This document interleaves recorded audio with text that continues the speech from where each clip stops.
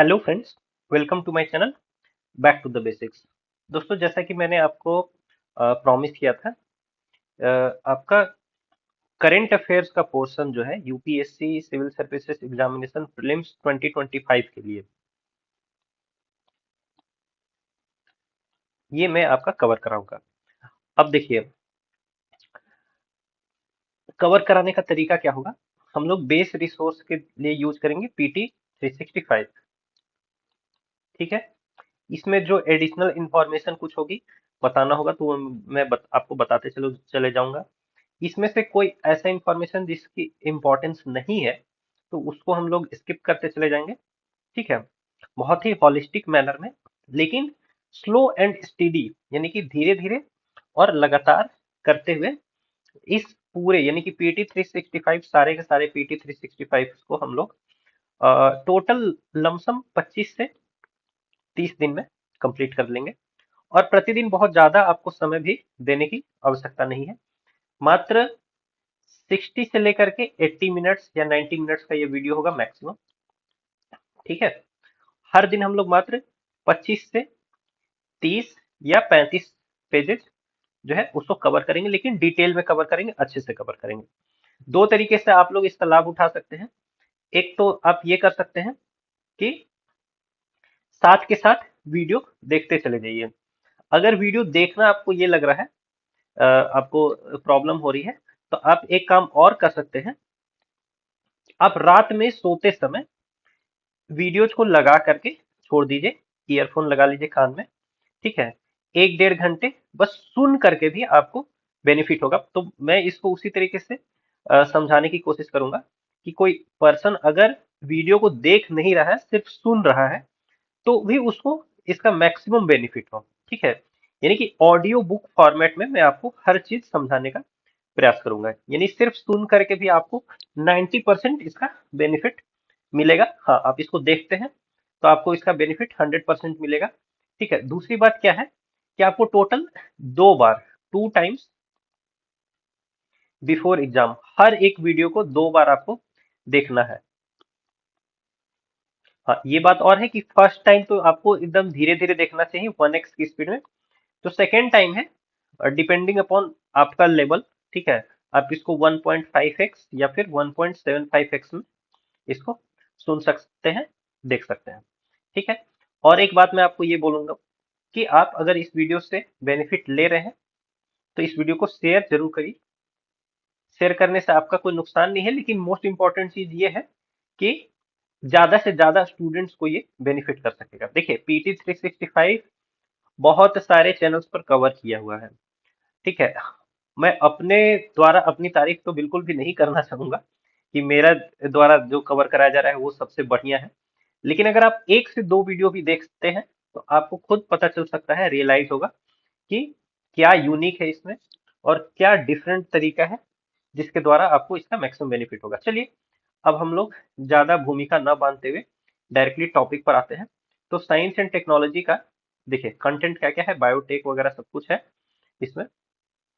Biotech है, nanotech है, IT है, फिर आपका फिजिक्स से रिलेटेड कुछ चीजें हैं, स्पेस टेक है, ठीक है, फिर हेल्थ है, फिर आपका ऑल्टरनेटिव एनर्जी है, डिफेंस है। ठीक है। और बाकी कुछ मिसलेनियस चीजें हैं, जिसमें से कि आज हम लोग कवर करेंगे, आज के वीडियो में हम लोग बायोटेक को कवर करेंगे, फिर आपका नैनोटेक को कवर करेंगे, और आईटी एंड कंप्यूटर, ये 3 पोर्शन को आज हम लोग कंप्लीट करेंगे यहाँ तक। चलिए दोस्तों, आज के वीडियो को शुरू करते हैं।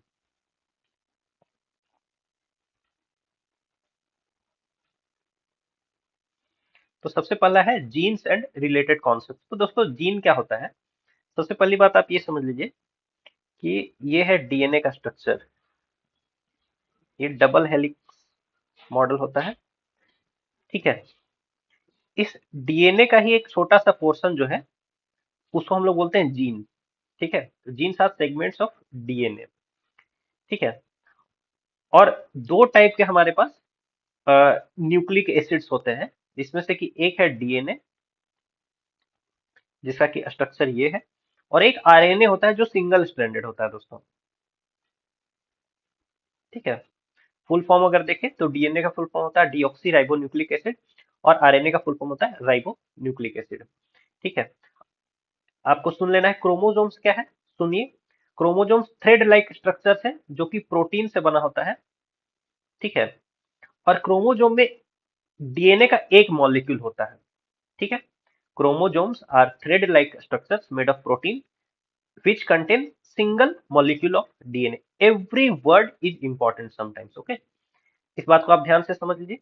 जीनोम क्या है, देखिए जीनोम है, अब मान लीजिए कि एक सेल में, किसी भी कोशिका के अंदर में जो डीएनए का इंटायर सेट ऑफ इंस्ट्रक्शन है।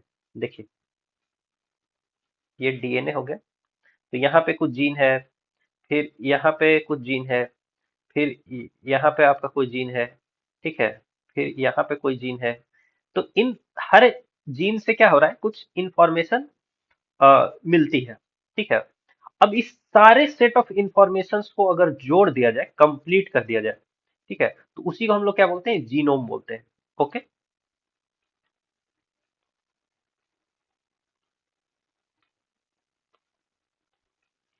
आइए, डीएनए और आरएनए के बीच का कुछ डिफरेंस है, उसको देख लेते हैं। डीएनए डबल हेलिक्स होता है। ठीक है, दो स्ट्रैंड होते हैं। आरएनए सिंगल स्ट्रैंड होता है।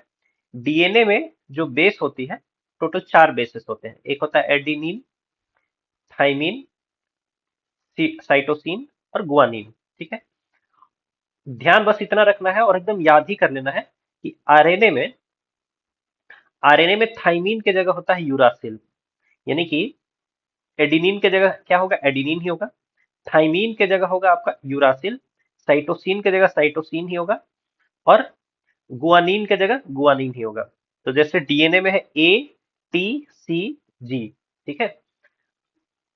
डीएनए में जो 4 बेसेस हैं, कौन कौन से 4 बेस हैं, एडेनिन, थाइमिन, साइटोसिन, गुआनिन।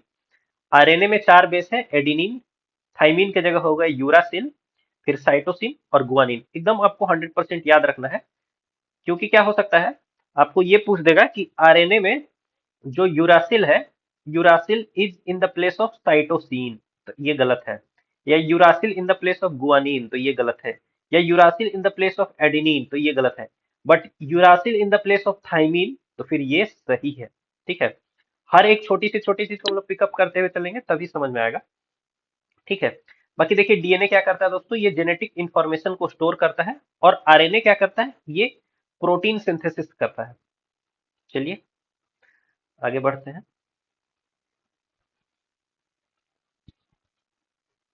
अब देखिए जीनोम एडिटिंग क्या है। जो जीनोम मैंने आपको बताया था कि एक डीएनए के अंदर बहुत सारे जीन्स हैं, और हर जीन अपना अपना कुछ काम कर रहा है।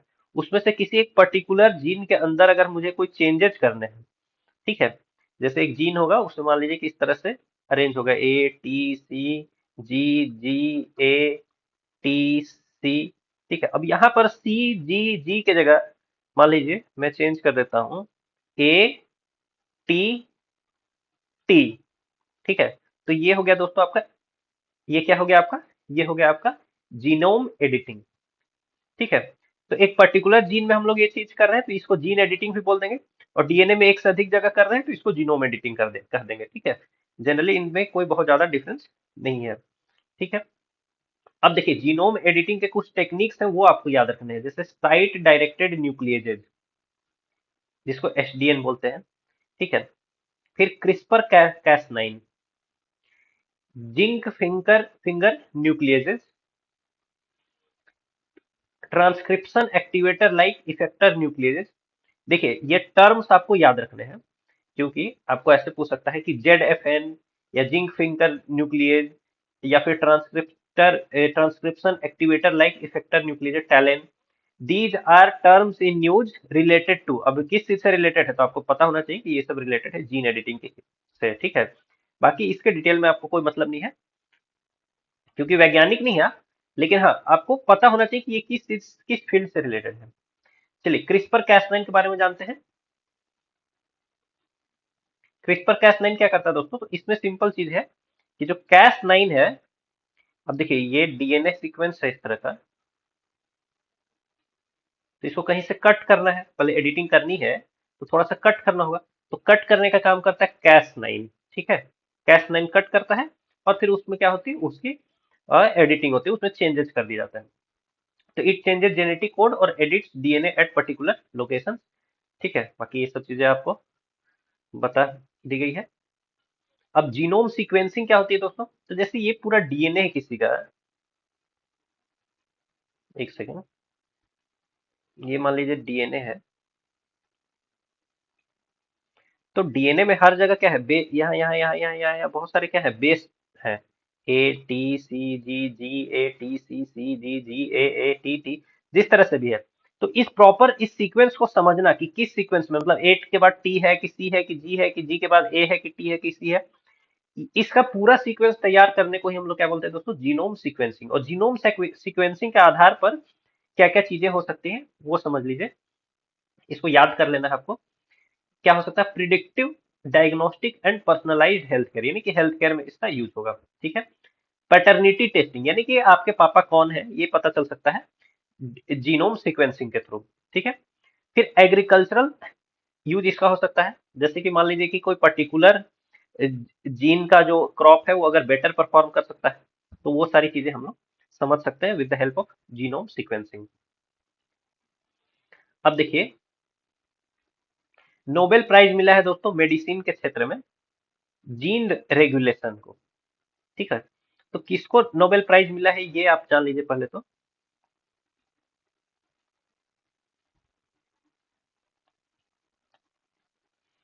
ठीक है।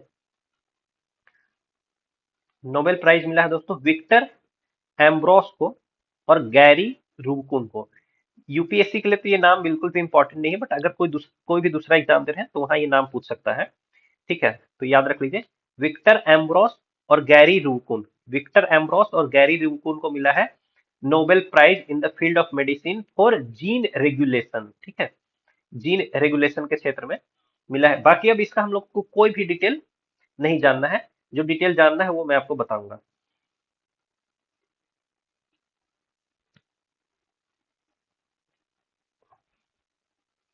ठीक है।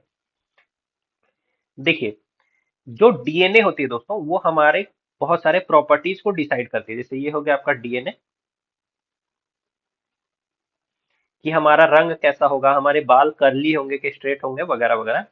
तो ये सारी चीजें कैसे डिटरमाइन करता है डीएनए, तो दोस्तों डीएनए जो डबल हेलिक्स है वो पहले एमआरएनए में कन्वर्ट होता है। डीएनए पहले कन्वर्ट होता है मैसेंजर आरएनए में, मैसेंजर आरएनए में। और आपको बस इतना याद रखना है कि डीएनए से मैसेंजर आरएनए बनने का जो प्रोसेस है उसको बोलते हैं ट्रांसक्रिप्शन। क्या बोलते हैं, ट्रांसक्रिप्शन। यानी डीएनए से एमआरएनए बनने के प्रोसेस को हम लोग बोलते हैं ट्रांसक्रिप्शन, ठीक है। अब मैसेंजर आरएनए जो है दोस्तों, उसमें पता है उसकी कोडिंग की हुई होती है कि उसको कौन सा प्रोटीन बनाना है, ठीक है। हर मैसेंजर आरएनए अलग अलग टाइप की प्रोटीन्स को बना सकता है, ठीक है। तो ये मैसेंजर आरएनए कोई खास टाइप की प्रोटीन बनाएगा, ठीक है। तो वो मैसेंजर आरएनए से खास टाइप की प्रोटीन बनाने के प्रोसेस को बोलते हैं ट्रांसलेशन, ठीक है। ट्रांसलेशन,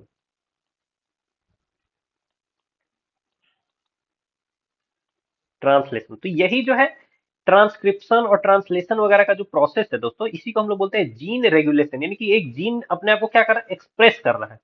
पहले ट्रांसक्रिप्शन हो रहा है जीन का, ठीक है। जब ट्रांसक्रिप्शन हो रहा है तो डीएनए से बन रहा है एमआरएनए, और फिर ट्रांसक्रिप्शन के बाद उसका ट्रांसलेशन हो रहा है, यानी कि एमआरएनए से बन रहा है प्रोटीन, ठीक है। इस पूरे प्रोसेस को हम लोग इन जनरल क्या बोल सकते हैं, जीन रेगुलेशन बोल सकते हैं, ठीक है। अब देखिए, तो जीन रेगुलेशन के ही क्षेत्र में इन्होंने काम किया है, और इन्होंने बताया कि एक माइक्रो आरएनए होता है, एक माइक्रो आरएनए होता है जो कि नॉन कोडिंग आरएनए होता है।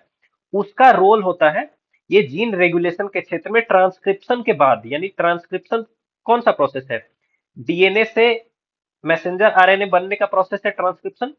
अब मैसेंजर आरएनए बनने के बाद, यानी कि ट्रांसक्रिप्शन के बाद के प्रोसेस में, ट्रांसक्रिप्शन के बाद के प्रोसेस में यानी कौन सा प्रोसेस बच गया, ट्रांसलेशन। तो इस प्रोसेस में एक माइक्रो आरएनए का रोल है, माइक्रो आरएनए का रोल है, ठीक है। जिसको कि हम लोग नॉन कोडिंग आरएनए बोलते हैं। ये पर्टिकुलर किसी काम के लिए इसका कोडिंग नहीं हुआ रहता है, ये इस प्रोसेस को रेगुलेट करने के लिए ही यूज होता है। मेरी बात समझ रहे हैं आप लोग? ठीक है। तो कहने का अर्थ क्या है कि जीन से बना, ये डीएनए के अंदर एक पर्टिकुलर जीन है, उस पर्टिकुलर जीन का एक्सप्रेशन कैसे कैसे होगा, तो पहले डीएनए से बनेगा एमआरएनए यानी मैसेंजर आरएनए, इस प्रोसेस को बोलेंगे ट्रांसक्रिप्शन। ट्रांसक्रिप्शन के बाद एमआरएनए से बनेगा प्रोटीन, जिसको कि हम लोग बोलेंगे ट्रांसलेशन। और ट्रांसक्रिप्शन के बाद के जीन रेगुलेशन में एक नॉन कोडिंग आरएनए यूज होगा, जिसको कि हम लोग बोलेंगे माइक्रो आरएनए। ओके दोस्तों, चलिए अब आगे बढ़ते हैं हम। अब देखिए इसका एप्लीकेशंस क्या क्या है, तो बस इसको आप देखते चले जाइए। ठीक है। इस डिस्कवरी का एप्लीकेशन हो सकता है सेलुलर डेवलपमेंट को समझने में, इम्यून रिस्पॉन्स को समझने में, ऑन्कोजेनेसिस। कभी भी वर्ड आए ऑन्को, तो आप समझ लीजिएगा ये कैंसर से रिलेटेड है। ठीक है। ऑन्कोलॉजिस्ट होता है तो वो कैंसर स्पेशलिस्ट होता है। ओके। अब देखिए रिवर्स ट्रांसक्रिप्शन को भी आप समझ लीजिए। देखिए ये टर्म समझना आपके लिए बहुत जरूरी है, बाकी इसके डिटेल में जानना जरूरी नहीं, क्योंकि आप कोई मेडिकल साइंटिस्ट नहीं है, डॉक्टर नहीं है। टर्म समझिए ये कि जैसे ट्रांसक्रिप्शन होता है,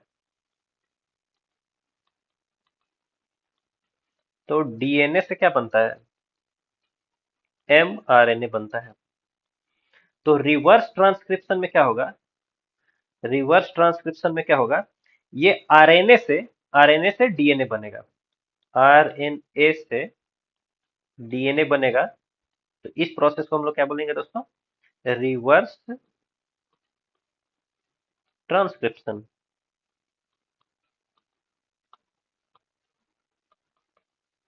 चलिए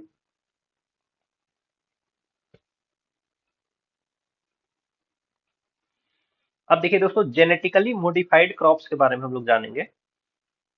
जेनेटिकली मॉडिफाइड क्रॉप्स, जैसा कि मैंने आपको बता दिया है जेनेटिक मॉडिफिकेशन क्या होता है। जेनेटिक मॉडिफिकेशन होता है एक पर्टिकुलर जो जीनोम है उसमें कोई चेंज कर देना, ठीक है ना। तो जेनेटिकली मॉडिफाइड क्रॉप्स के बारे में सुप्रीम कोर्ट ने कुछ एक वर्डिक्ट दिया है कि जो जेनेटिकली मॉडिफाइड मस्टर्ड क्रॉप है, ठीक है, उसको अप्रूवल देने से रिगार्डिंग सुप्रीम कोर्ट में कुछ चर्चा चली थी। चलिए अब हम लोग जानते हैं जीएम मस्टर्ड क्या है, जेनेटिकली मॉडिफाइड मस्टर्ड क्रॉप क्या है। ठीक है, इसका एक नाम है DMH11। ठीक है, जेनेटिकली मॉडिफाइड जो आपका मस्टर्ड क्रॉप है इसका नाम है DMH11। तो अगर आपसे पूछे कि DMH11 recently in news is, तो ये क्या है, तो आपको बताना है कि this is nothing but mustard crop, genetically modified mustard crop. इसको डेवलप किसने किया है, तो centre for genetic manipulation of crop plants, Delhi university. बस आपको इतना याद रखना है कि DMH11 को किसने बनाया है दोस्तों, तो दिल्ली यूनिवर्सिटी के साइंटिस्ट ने बनाया है इसको। बाकी इसको देखिए कॉमर्शियल कल्टीवेशन के लिए इसको अभी तक रिलीज नहीं किया गया है। ठीक है। सबसे बड़ी चीज आपको ये याद रखनी है कि ये जो है इंडिया का पहला indigenously developed GM food crop है।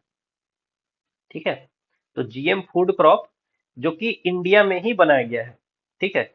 इंडिया का पहला जीएम फूड क्रॉप है जो कि इंडिया में ही बनाया गया है। ठीक है। इसको बनाने के लिए दोस्तों दो मस्टर्ड वेराइटीज के जीन्स को यूज किया गया है, एक है वरुणा, वरुणा, और दूसरा है अर्ली हीरा टू। ठीक है। वरुणा, वरुणा मस्टर्ड के जीन्स को और अर्ली हीरा टू मस्टर्ड के जीन्स को यूज किया गया है ये DMH11 को बनाने के लिए। ठीक है। अब देखिए, और इसके डेवलपमेंट के लिए एक सॉइल बैक्टीरिया होती है बैसिलस एमाइलो लिक्विफेसियंसे। ठीक है। बेसिलस एमाइलो लिक्विफेसियंसे, इस बैक्टीरिया के दो जीन्स को यूज किया गया है। कौन कौन से जीन को, बार्नेज जीन को और बारस्टार जीन को। बस सुनते जाइए आप। ठीक है। बैसिलस एमाइलो लिक्विफेसियंसे, इस बैक्टीरिया के बार्नेज जीन को और बारस्टर जीन को यूज किया गया है for the development of DMH11। तो अगर मैं ये पूरा क्लीन कर दूं,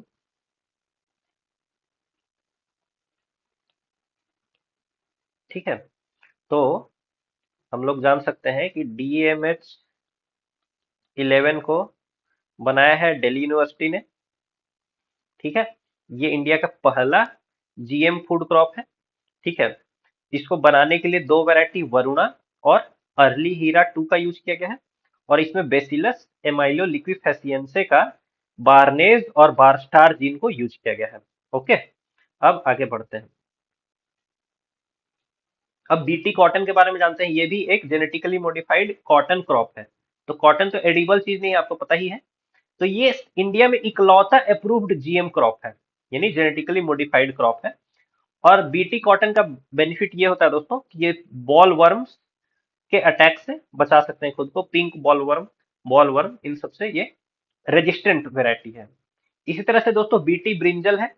तो बीटी ब्रिंजल को जीईएसी ने, यानी जेनेटिक इंजीनियरिंग अप्रेजल कमिटी ने कॉमर्शियल कल्टीवेशन के लिए इसको क्लियर कर दिया था। हालांकि अभी भी इसका कल्टीवेशन स्टार्ट नहीं हुआ है, क्योंकि दोस्तों डिबेट शुरू हो गया था और फिर इस पर अभी रोक लगा दिया गया है। ठीक है, तो लेकिन ध्यान ये रखना है कि बीटी ब्रिंजल जो है ये इंडिजिनस नहीं है। ठीक है, क्योंकि पहला इंडिजिनस जो फूड क्रॉप है वो कौन सा है, वो है GM mustard crop DMH11। Okay, अब चलिए इसको जल्दी जल्दी जल्दी देखिए कि जीएम मेथड्स का बेनिफिट क्या क्या है। तो इनहांस्ड यील्ड प्रोटेक्शन है, रिड्यूस्ड यूजेज ऑफ पेस्टिसाइड्स का आपको यूज नहीं करना पड़ेगा। ठीक है, न्यूट्रिशनल वैल्यू बढ़ सकता है, टॉलरेंट आप बना सकते हो उसको ड्रॉट के प्रति। ठीक है, अब देखिए, अगर जीएम फूड क्रॉप्स के बारे में हम लोग बात करें तो क्या क्या रेगुलेटरी फ्रेमवर्क्स है, इसको देखिए। तो food safety and standards act के तहत अगर आपको जीएम फूड क्रॉप को इंपोर्ट करना है, मैन्युफैक्चर करना है, यूज करना है या फिर सेल करना है, तो आपको FSSAI का, ठीक है, food safety and standards authority of India का अप्रूवल लेना पड़ेगा। ठीक है, तो ये सबसे पहली चीज है।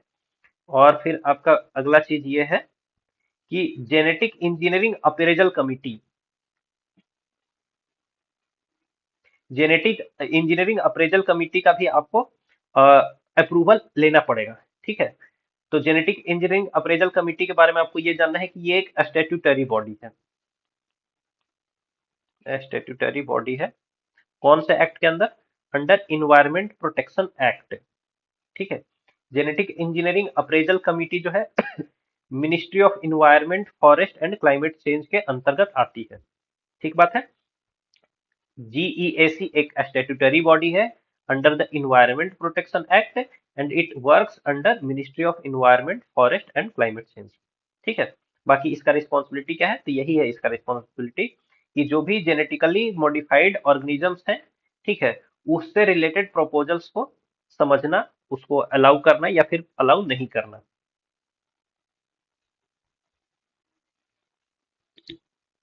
अब देखिए दोस्तों, हेरिटेबल ह्यूमन जीनोम एडिटिंग को हम लोग समझते हैं। मान लीजिए कि एक ह्यूमन है, ठीक है, इसको कोई बीमारी हो गई। तो इसको कोई बीमारी हो गई, तो इसके पर्टिकुलर सेल्स में क्या कर दिया हम लोगों ने, जीनोम एडिटिंग करवा दी, जीनोम एडिटिंग करा दी। ठीक है, अब हम लोग दो टाइप के सेल्स की जीनोम एडिटिंग करा सकते हैं। एक तो सोमैटिक सेल्स की, सोमैटिक सेल्स की। तो सोमैटिक सेल्स में किया हुआ जो जो भी जेनेटिक मॉडिफिकेशन होगा दोस्तों, वो इस इंडिविजुअल तक ही सीमित रहेगा, इसके बच्चों तक वो जो चेंज है वो नहीं जाएगा। ठीक है, लेकिन अगर हम लोगों ने इसके जर्म लाइन सेल्स की जेनेटिक एडिटिंग करवा दी, तो जो भी चेंजेस किए गए हैं इस इंडिविजुअल में, वो आगे इसके प्रोजनी तक, यानी कि इनके इसके बच्चे तक, इसके बेटे बेटी तक भी वो चेंजेस जाएगा। तो देखिए, तो सोमैटिक सेल्स में किया गया जो जेनेटिक एडिटिंग है, जेनेटिक मॉडिफिकेशन है, वो हेरिटेबल नहीं है, वो हेरिटेबल नहीं है। लेकिन जर्म लाइन सेल्स में किया गया जो भी जेनेटिक मॉडिफिकेशन है वो हेरिटेबल है।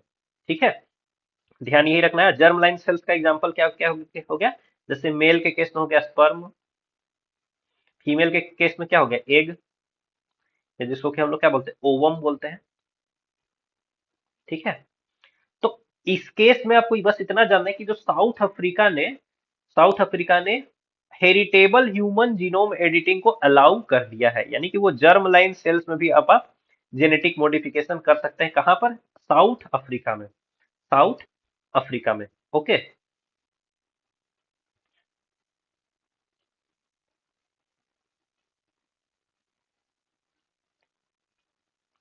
चलिए दोस्तों, बाकी आप देख लीजिए इसका क्या क्या यूज होगा। तो इसका यूज हो सकता है disease prevention, assisted reproductive technology में इसका यूज हो सकता है। कंसर्न क्या क्या है, कुछ भी हो सकता है, जैसे कि तो कुछ हेरिटेबल चीजें आगे फैल गई, मान लीजिए आपने चेंज कर दिया, वो चेंज सही नहीं था, लेकिन अब वो चेंज उस इंसान तक ही सीमित नहीं, उसके बच्चों में भी फैल गया, उसके बच्चे आगे भी उसको फैलाए जा रहे हैं, ठीक है ना। और सोसाइटल इम्पैक्ट भी पड़ सकता है, डिजाइनर बेबी वगैरह का खतरा है। चलिए, तो ये सब तो अपनी जगह पर है। आइए दोस्तों, आरएनए एडिटिंग को जानते हैं। जैसे कि डीएनए एडिटिंग होती है, डीएनए में चेंज को करते हैं हम लोग डीएनए एडिटिंग, उसी तरह से आरएनए में किए गए चेंज को हम लोग क्या बोलते हैं, आरएनए एडिटिंग। ठीक है। तो दोस्तों, हाल फिलहाल में एक ये रिसर्च इंस्टीट्यूट है, वेव लाइफ साइंसेस, इसने क्या किया है, alpha one anti trypsin deficiency, alpha one anti trypsin deficiency को ट्रीट करने के लिए, ये एक बीमारी का नाम है, alpha one anti trypsin deficiency, इसको ट्रीट करने के लिए क्या किया है, आरएनए एडिटिंग किया है, आरएनए एडिटिंग किया है। ठीक है। अब देखिए, आपको इस बीमारी का नाम आप चाहें तो याद कर सकते हैं, alpha one anti trypsin deficiency को ट्रीट करने के लिए आरएनए एडिटिंग किया है। बाकी और आपको कुछ भी याद करने की जरूरत नहीं है, बस एक चीज याद करना ये है कि इसको ट्रीट करने के लिए जो टेक्निक यूज की गई है उसका नाम है adenosine deaminase acting on RNA, ADAR technique.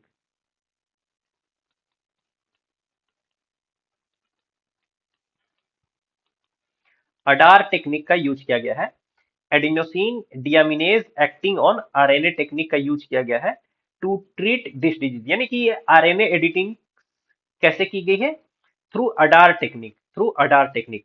अब आपको बस इतना ही ध्यान रखना है कि अगर ये टर्म पूछ ले एग्जाम में कि ADAR technique recently seen in, मतलब in news is related to, तो it is related to RNA editing, RNA editing. ठीक है, इससे ज्यादा आपको इसके बारे में कुछ नहीं जानना है।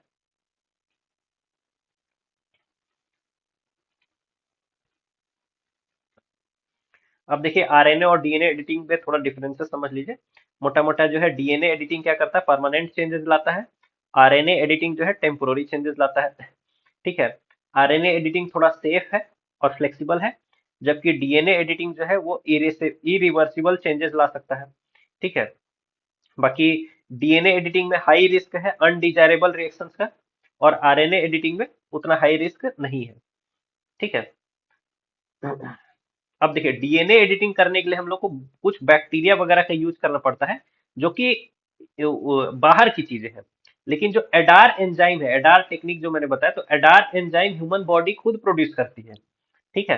एडार एंजाइम के थ्रू जो आरएनए एडिटिंग की जा रही है, तो ये एडार एंजाइम ह्यूमन बॉडी खुद ही में प्रोड्यूस करती है, तो उसका टेंशन ज्यादा नहीं है दोस्तों। चलिए, अब हम लोग अगला टर्म सीखेंगे, वो है ब्रिज रिकॉम्बिनेज मैकेनिज्म। ठीक है। Bridge recombinase mechanism. ठीक है। अब आपको मैं इतना बोलूं कि जैसे कि ये एक डीएनए है, ठीक है। तो ये डीएनए में दोस्तों कुछ होती है जंपिंग जीन्स, क्या होती है, जंपिंग जीन्स होती हैं। जंपिंग जीन्स जो होती हैं वो अपना जगह चेंज करते रहती हैं, जंपिंग जीन्स अपना जगह चेंज करते रहते हैं, jumping genes keep on changing their places. Okay. Jumping genes का एक और नाम है ट्रांसपोजोन। क्या नाम है, जंपिंग जीन्स का नाम है ट्रांसपोजोन। ठीक है।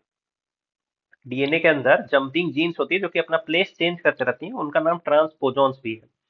अब देखिए, हम लोग तब से क्या कर रहे हैं, genetic modification, genetic editing, DNA modification, DNA editing की बात कर रहे हैं। अब डीएनए एडिटिंग, जेनेटिक मॉडिफिकेशन, इन सब चीजों के लिए अगर हम लोग ये जंपिंग जीन्स का इस्तेमाल करते हैं या फिर ट्रांसपोजॉन्स का इस्तेमाल करते हैं, तो उस प्रोसेस को ही हम लोग क्या बोलते हैं, ब्रिज रिकॉम्बिनेज मैकेनिज्म, क्या बोलते हैं, ब्रिज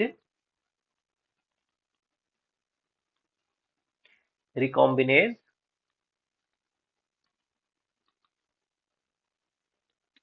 मैकेनिज्म। ठीक है। बस आपको इतना ही जानना है, ठीक है। ये सब पूरा बहुत सारा पढ़ते जाइएगा, कोई फायदा नहीं है।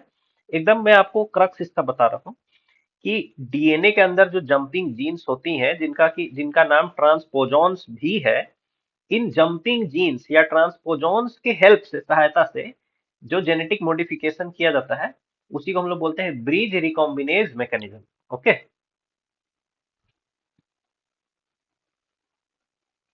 अब देखिए दोस्तों, अगला हम लोग जो ये है, ये एक इनिशिएटिव है। इस इनिशिएटिव का नाम है one day one genome initiative. ठीक है, one day one genome initiative launch किया गया है डिपार्टमेंट ऑफ बायोटेक्नोलॉजी के अंदर, डिपार्टमेंट ऑफ बायोटेक्नोलॉजी के द्वारा, प्लस में biotechnology research and innovation council के द्वारा। तो दो नाम आपको याद रखना है। वन डे वन जीनोम जो इनिशिएटिव है, ये डिपार्टमेंट ऑफ बायोटेक्नोलॉजी के द्वारा और प्लस में biotechnology research and innovation council के द्वारा इसको लॉन्च किया गया है। क्या नाम है? One day one genome initiative. Okay. अब ये क्या है, बस मैं आपको ये शॉर्ट में बता दूं। जैसे बहुत सारे बैक्टीरिया है, एल्गी है, ठीक है, छोटे छोटे जो माइक्रो ऑर्गेनिजम्स है, माइक्रोब्स है, माइक्रो ऑर्गेनिजम्स है, उनका जो जीनोम है, जैसे अभी तक हम लोग क्या करते, ह्यूमन डीएनए का सीक्वेंसिंग को समझ रहे थे, ठीक है, लेकिन बैक्टीरिया में भी डीएनए है। तो उनके डीएनए के, उनके जीनोम को समझने की जो प्रक्रिया है, वो कैसे शुरू होगी? उनके जीनोम सीक्वेंसिंग से होगी, उनके जीनोम सीक्वेंसिंग से होगी। तो ये वन डे वन जीनोम के द्वारा ये लोग क्या करेंगे कि हर एक दिन किसी एक माइक्रो ऑर्गेनिज्म का जेनेटिक इंफॉर्मेशन उसको पब्लिक कर देंगे। ठीक है, जो माइक्रोबियल जीनोम इंफॉर्मेशन है, every day they will be releasing information about one microorganisms genetic information। Okay, प्रतिदिन एक माइक्रो ऑर्गेनिज्म के जेनेटिक इंफॉर्मेशन को पब्लिक किया जाएगा under this scheme, one day one genome scheme. और ये लॉन्च किया गया है बाय डिपार्टमेंट ऑफ बायोटेक्नोलॉजी और biotechnology research and innovation council. ठीक है। अब देखिए माइक्रो ऑर्गेनिजम्स को स्टडी करने का क्या क्या लाभ हो सकता है, तो वो देख लीजिए। तो ह्यूमन हेल्थ से रिलेटेड लाभ है, ठीक है, जैसे कोई भी डिजीज कॉजिंग बैक्टीरिया उसको समझ लिया आपने। फिर biotech applications, biofuel production, bio manufacturing, environmental sustainability वगैरह को समझना। जैसे कि इस नाम को आप याद कर लीजिए, इडियोनेला सैकेयेंसिस। इडियोनेला सैकेयेंसिस ये एक माइक्रो ऑर्गेनिज्म है जो कि ऐसा एंजाइम बनाता है जिसके द्वारा ये पीईटी प्लास्टिक को डिग्रेड किया जा सकता है। ठीक है, इस नाम को याद कर लीजिए, इडियोनेला सैकाइएंसिस। स्पेलिंग है IDEONESSAKAIENSIS। ठीक है, तो इडियोनेला सैकाइएंसिस ये एक ऐसा एंजाइम प्रोड्यूस करता है जो कि पीईटी प्लास्टिक को डिग्रेड कर सकता है। ठीक है। और देखिए कि माइक्रोब्स का स्टडी का क्या सिग्निफिकेंस है ह्यूमन हेल्थ का, डिजीज मैनेजमेंट से रिलेटेड आप चीजें समझते हैं, एग्रीकल्चर में nutrient cycling, nitrogen fixation, soil fertility वगैरह से रिलेटेड फील्ड में इसका यूज होगा। ठीक है। अब अगला टर्म है दोस्तों रिकॉम्बिनेंट प्रोटीन। ठीक है, तो रिकॉम्बिनेंट प्रोटीन क्या है, इसको मैं समझाता हूं आपको। सबसे पहले समझिए कि रिकॉम्बिनेंट प्रोटीन से पहले रिकॉम्बिनेंट डीएनए को समझ लीजिए। तो एक है नॉर्मल डीएनए। इस डीएनए का हम लोगों ने क्या कर दिया दोस्तों, जेनेटिक मॉडिफिकेशन कर दिया। तो जेनेटिक मॉडिफिकेशन करने के बाद जो डीएनए मिला हमें, उसको हम लोग बोलेंगे रिकॉम्बिनेंट डीएनए। ओके, उसको क्या बोलेंगे? Recombinant DNA.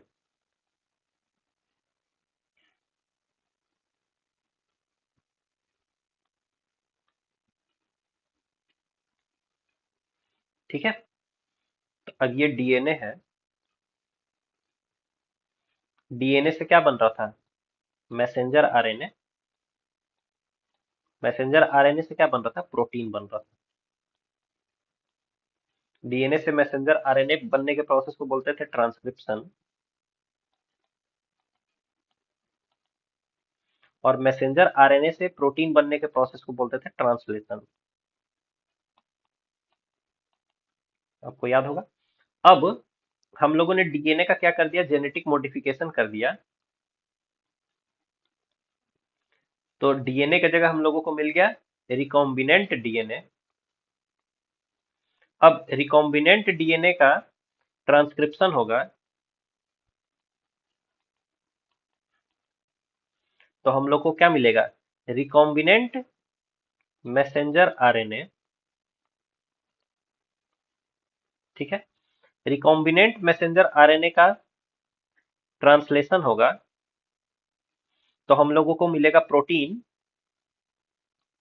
लेकिन इस प्रोटीन को हम लोग क्या बोलेंगे? रिकॉम्बिनेंट प्रोटीन, बस। तो आप समझ गए रिकॉम्बिनेंट प्रोटीन क्या है? तो रिकॉम्बिनेंट प्रोटीन वो प्रोटीन है, हर डीएनए तो क्या कर रहा है? डीएनए पहले उसका ट्रांसक्रिप्शन हो रहा है तो मैसेंजर आरएनए तो बना ही रहा है, मैसेंजर आरएनए फिर ट्रांसलेशन करके प्रोटीन तो बना ही रहा है। लेकिन अगर डीएनए को चेंज किया जा चुका है, यानी कि रिकॉम्बिनेंट डीएनए बनाया जा चुका है, तो अंत में जो प्रोटीन बनेगा उस प्रोटीन को भी हम लोग क्या बोलेंगे? रिकॉम्बिनेंट प्रोटीन बोलेंगे। That is recombinant protein. Okay, चलिए अब रिकॉम्बिनेंट प्रोटीन का आप लोग यूजेस देख लीजिए दोस्तों।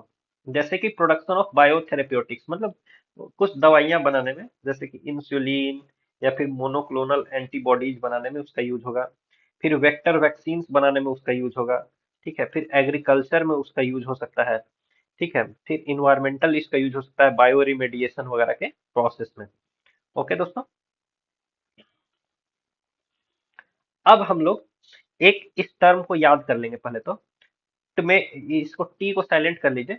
मेसिप्टेरिस ओब्लेंसियोलाटे, मेसिप्टेरिस ओब्लेंसियोलाटे। मेसिप्टेरिस में तो शुरू में टी भी है तो टी साइलेंट कर दिया जाए, तो इसको हम लोग क्या पढ़ेंगे? मेसिप्टेरिस, मेसिप्टेरिस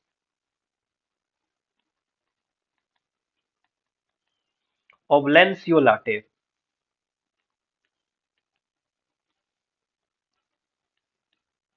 ठीक है, ये बहुत ज्यादा न्यूज में है, यहाँ छोटे में कवर किया है, उस पर ध्यान मत दीजिएगा। तो जो मेसिप्टेरिस ओब्लेंसियोलाटे है दोस्तों, ये एक फर्न है। फर्न क्या होता है? एक पौधे का वेराइटी है, ठीक है ना। मेसिप्टेरिस ओब्लेंसियोलाटे ये एक पौधे का वेराइटी है। इसकी खास बात ये है कि इसका जो डीएनए का जो स्ट्रैंड है वो सबसे बड़ा है। ठीक है, यानी जैसे मान लीजिए इंसान का डीएनए इतना बड़ा हुआ, मान लीजिए एक एग्जांपल। ठीक है, तो इसका डीएनए एकदम इतना बड़ा, बहुत बहुत बड़ा है, बहुत बड़ा है, बहुत बड़ा है, बहुत बड़ा है, बहुत बड़ा है, बहुत बड़ा है। ठीक है, इंसान के डीएनए में जितने बेस पेयर हैं उसका 50 गुना इसमें है।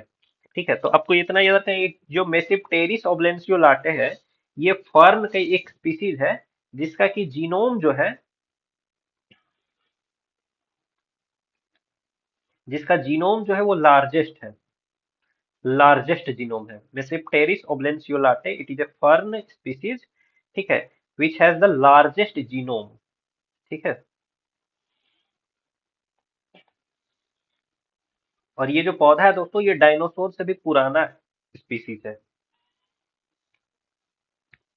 ठीक है, अब हम लोग डीएनए रिपेयर के बारे में जानेंगे। ठीक है, तो डीएनए रिपेयर के बारे में देखिए, मैं आपको इस इंफॉर्मेशन को शॉर्ट में इसलिए दे रहा हूँ क्योंकि ये सब बायोटेक्नोलॉजी का जो डिटेल्ड इंफॉर्मेशन है, ये सब डॉक्टर वगैरह भी को भी उतना नहीं जानना होता है। ठीक है, जो मेडिकल फील्ड में रिसर्च करते हैं वो लोग उतना जानते हैं। आपको उतना जानना है जिसके हेल्प से एग्जाम में अगर क्वेश्चन आता है तो वो आप बना सकें। तो चलिए, डीएनए रिपेयर के जो चीज है उसको हम लोग जानते हैं। डीएनए रिपेयर क्या होता है? अगर ये डीएनए है, कुछ यहाँ टूट फूट हो गई, तो टूट फूट हो गई तो उसकी जो रिपेयर होगी, उसी प्रोसेस को हम लोग क्या बोलते हैं? डीएनए रिपेयर बोलते हैं। क्या बोलते हैं? DNA repair. अब बस आपको इतना याद रखना है इस पूरे आर्टिकल से कि टीडीपी 1, टीडीपी 1 या फिर इसका फुल फॉर्म जान लीजिए, टायरोसिल डीएनए फॉस्फो डाइस्टीरेज 1।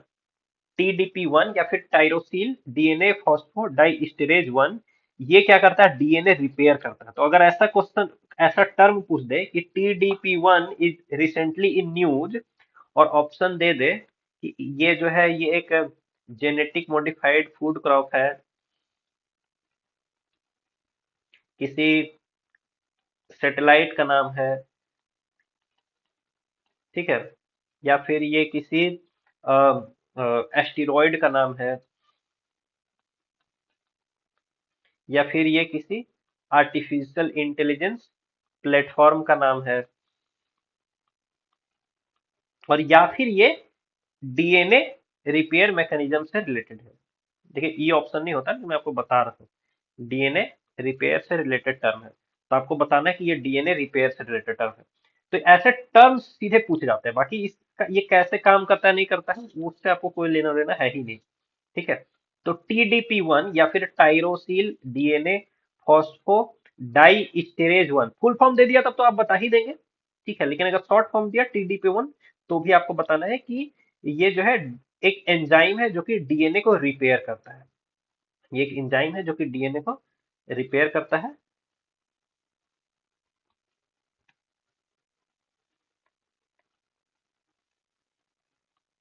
ठीक है। और ये प्रोकारियोटिक और यूकारियोटिक दोनों ऑर्गेनिजम्स में पाया जाता है। आपको पता होना चाहिए दोस्तों ये प्रोकारियोटिक और यूकारियोटिक का अंतर। प्रोकारियोटिक में होते हैं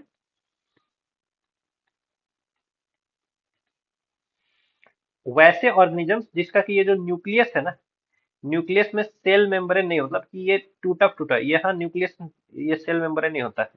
ऐसे न्यूक्लियर न्यूक्लियस के अंदर का मटेरियल ऐसे ही थोड़ा छितराया हुआ सा रहता है। लेकिन यूकारियोटिक सेल्स में जो न्यूक्लियस है वो प्रॉपरली एक न्यूक्लियर मेम्ब्रेन से कवर्ड रहता है।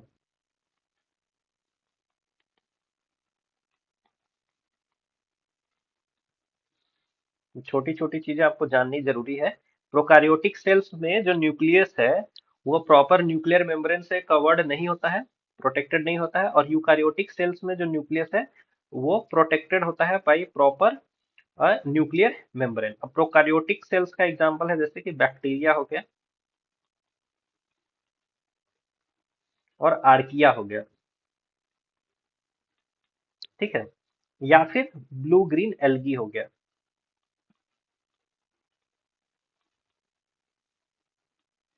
अब आपको मैं एक चीज बताता हूँ, ये जो ब्लू ग्रीन एल्गी है दोस्तों, ये एल्गी नहीं है।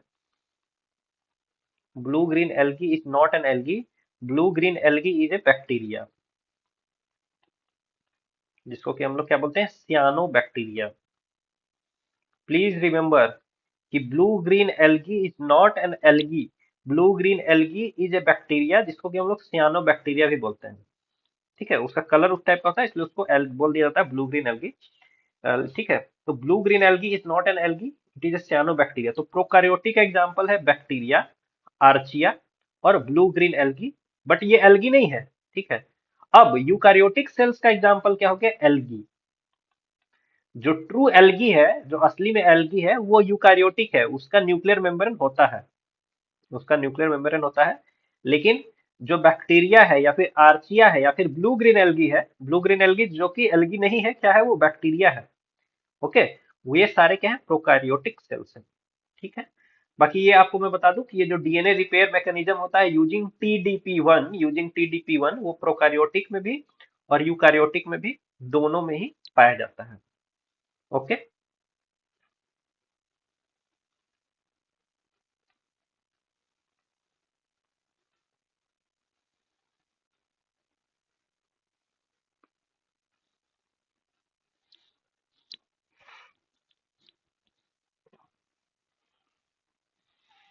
अब देखिए दोस्तों, एक और हम लोगों के पास आर्टिकल है, ये प्लांट जीनोम की एडिटिंग से रिलेटेड है। ठीक है। तो प्लांट जीनोम एडिटिंग एक टूल है जिसका नाम है ISDRA 2TNPB। ठीक है, ISDRA 2 TNPB। ठीक है। तो बस आपको इतना याद रखना है दोस्तों कि जो टीएनपीबी प्रोटीन्स है उनको यूज किया जाता है for plant genome editing. TnpB proteins को यूज किया जाता है फॉर प्लांट जीनोम एडिटिंग।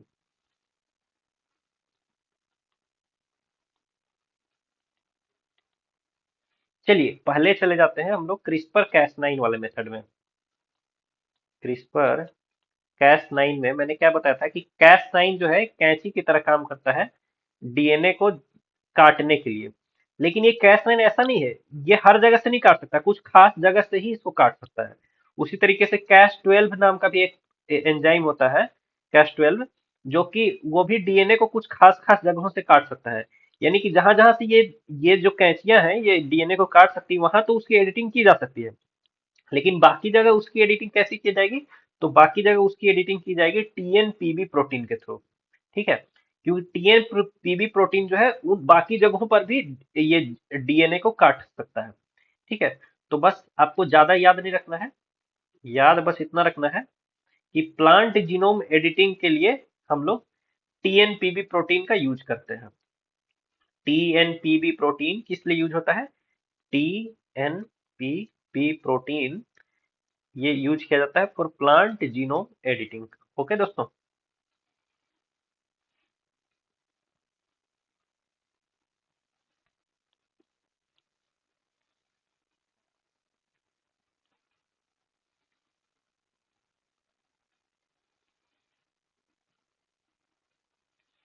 आप देखिए एक छोटा सा ये है, इसको बस इतना जान लीजिए आप लोग कि कोलंबिया यूनिवर्सिटी के साइंटिस्ट ने एक जीन एडिटिंग प्लेटफॉर्म बनाया है, सेफ एक्सोकैस।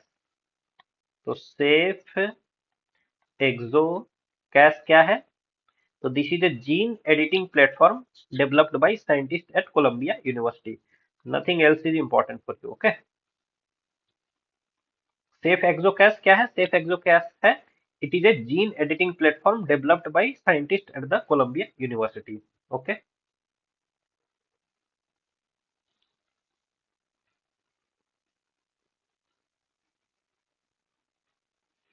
अब देखिए दोस्तों, जीन थेरेपी क्या होती है? जीन थेरेपी होती है, मान लीजिए आप बीमार हैं, आप बीमार हैं क्योंकि आपके बॉडी का कोई पर्टिकुलर जीन जो है वो खराब हो गया है, यानी कि उसको जैसे काम करना चाहिए वैसे काम नहीं कर रहा है। ठीक है, अब उस जीन में अगर कुछ चेंज ला दिया जाए, बदलाव ला दिया जाए, ठीक है, उसकी जेनेटिक मॉडिफिकेशन करके या जो भी अभी तक हम लोग पढ़ रहे हैं डीएनए का चेंज करके, ठीक है, तो इस पर्टिकुलर प्रोसेस को हम लोग क्या बोलेंगे? Gene therapy. जैसे कि आपको कोई दवा दिया जाता है वो भी एक थेरेपी होता है। तो अगर आपके जीन को ही चेंज कर दिया गया, ठीक है, उसका मॉडिफिकेशन कर दिया गया, तो उस प्रोसेस को हम लोग क्या बोलेंगे? जीन थेरेपी बोलेंगे। ठीक है, अब जीन थेरेपी बेसिकली दो टाइप की हो सकती है, जैसे मैं आपको पहले बताया था। एक होती है जर्म लाइन जीन थेरेपी, यानी कि वैसे सेल्स में जेनेटिक मॉडिफिकेशन कर देना जो कि आपके जनरेशन को आगे बढ़ाते हैं, जैसे कि एग या फिर स्पर्म में। ठीक है, और दूसरा वैसे सेल्स में जेनेटिक मॉडिफिकेशन करना जिसके थ्रू आपका जनरेशन आगे नहीं बढ़ता है, जैसे कि सोमेटिक सेल्स जीन थेरेपी।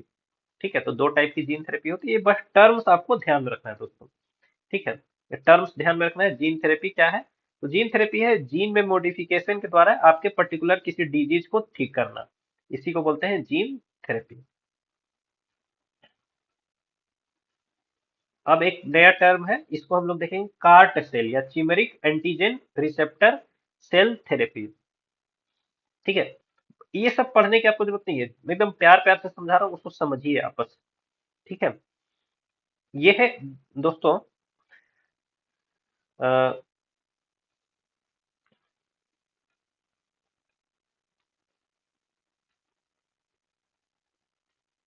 हम्म, तो ये हो गया आपकी ह्यूमन बॉडी। ह्यूमन बॉडी के अंदर है आरबीसी, डब्ल्यूबीसी, प्लेटलेट्स। तो ये जो व्हाइट ब्लड सेल है दोस्तों, ये क्या करती है? ये डिजीजेस से फाइट करती है। डिजीजेस से फाइट करने के लिए इसके अंदर होते हैं बी सेल्स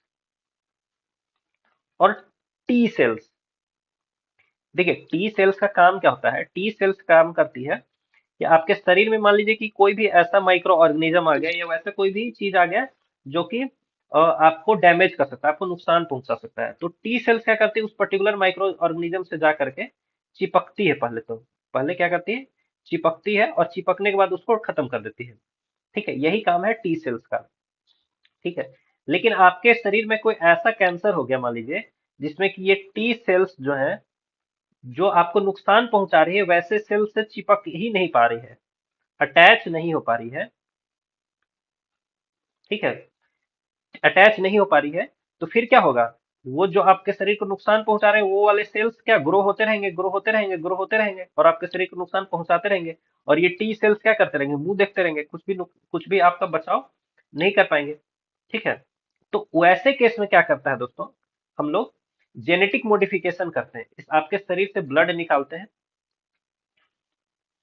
ब्लड में से डब्ल्यूबीसी निकालते हैं, डब्ल्यूबीसी में से हम लोग क्या करते हैं? टी सेल्स को सेपरेट करते हैं, टी सेल्स को सेपरेट करते हैं, और फिर टी सेल्स का हम लोग क्या करते हैं, जेनेटिक मॉडिफिकेशन करते हैं। ठीक है, और इसका नया नाम हो जाता है CAR, कार टी सेल्स, यानी चिमेरिक एंटीजन रिसेप्टर। जो एंटीजन यानी कि जो आपके शरीर को नुकसान पहुंचा रहे थे एंटीजन, उसको पहले क्या कर पा रहा था, उसको ये पकड़ नहीं पा रहा था। ठीक है, तो अब ये क्या कर रहा है, अब ये उसको पकड़ पा रहा है, ये जेनेटिक मॉडिफिकेशन के बाद वो पकड़ पा रहा है। इसलिए इस टी सेल्स को नया नाम क्या दिया गया है, कार टी सेल, यानी चिमेरिक एंटीजन रिसेप्टर टी सेल्स। ठीक है, तो ये कार्ट सेल्स या कार्ट थेरेपी जो है, ठीक है, ये कैंसर के ट्रीटमेंट में यूज होती है।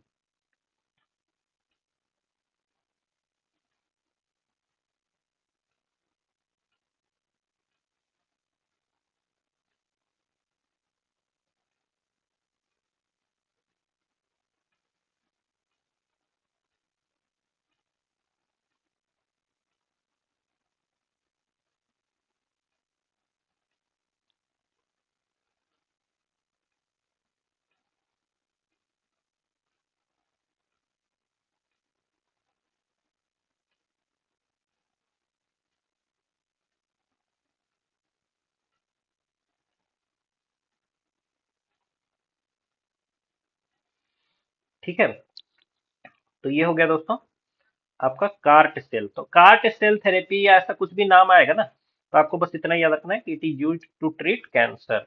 It is use to treat cancer. अभी हाल ही में क्या हुआ है कि इंडिया का पहला home grown gene therapy next CAR 19 CART cell therapy, इसको इंडिया के प्रेसिडेंट ने गो अहेड दे दिया है।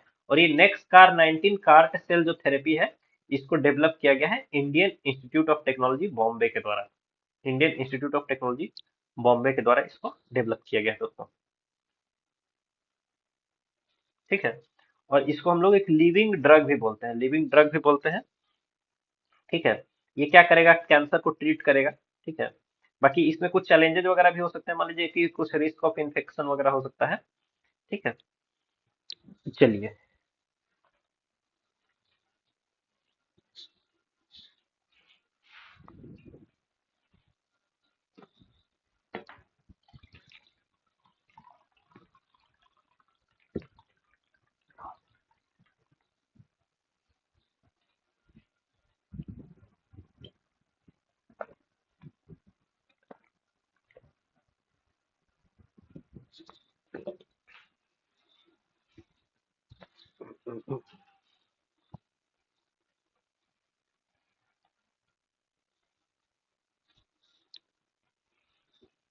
अब आइए दोस्तों, हम लोग अगला जो चीज है स्टेम सेल, इसको समझते हैं। ठीक है,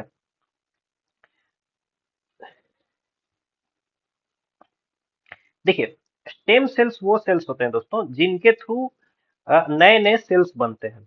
ठीक है, तो स्टेम सेल्स कई टाइप के होते हैं। एक होता है यूनिपोटेंट स्टेम सेल्स। अब यूनिपोटेंट स्टेम सेल जो है, अब ये एक ऐसा सेल है जिसके थ्रू एक ही टाइप का नया सेल बन सकता है। मतलब ये नए नए सेल्स तो बनाएगा, लेकिन वो सारे नए सेल्स एक ही टाइप के होंगे, तो उसको क्या बोलेंगे, यूनिपोटेंट स्टेम सेल्स।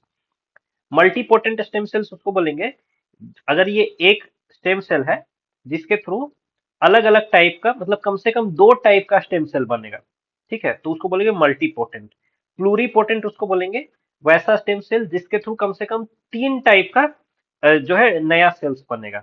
और टोटीपोटेंट उसको बोलेंगे एक ऐसा स्टेम सेल जिसके थ्रू सभी टाइप के स्टेम सेल्स बन सकते हैं। तो कैपेसिटी के मायने में आप इसको यूनिपोटेंट से बढ़ाते जाइए। यूनिपोटेंट से ज्यादा कैपेबल है मल्टीपोटेंट, मल्टीपोटेंट से ज्यादा कैपेबल है प्लूरीपोटेंट, और उससे ज्यादा कैपेबल है आपका टोटीपोटेंट। ठीक है, और सबका एग्जांपल आप देख लीजिए, जैसे यूनिपोटेंट का एग्जांपल है स्किन सेल।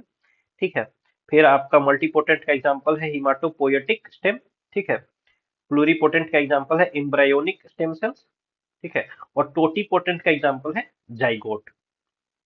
ठीक है, अब देखिए, जैसे बहुत सारी जो डिजीजेज होती हैं दोस्तों, जैसे कि टाइप 1 डायबिटीज या टाइप 2 डायबिटीज।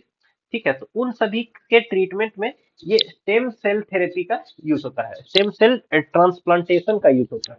क्योंकि मान लीजिए आपका जो पर्टिकुलर स्टेम सेल है, आपके बॉडी में जो प्रेजेंट है स्टेम सेल, वो सही से काम नहीं कर रहा है, तो क्या किया जाएगा कि उस स्टेम सेल के जगह पर अ, किसी दूसरे इंसान का जो कि आपसे क्लोजली रिलेटेड है, ठीक है, वैसे इंसान के स्टेम सेल को उसमें ट्रांसप्लांट कर दिया जाएगा। ठीक है, तो ये है दोस्तों स्टेम सेल ट्रांसप्लांटेशन।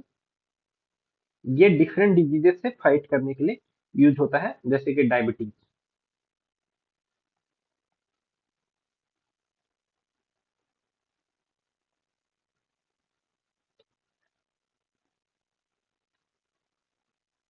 अब देखिए दोस्तों, अगला जो टर्म है वो है ऑर्गन ऑन चिप टेक्नोलॉजी। ठीक है, तो ऑर्गन ऑन चिप टेक्नोलॉजी क्या है, इसको समझिए।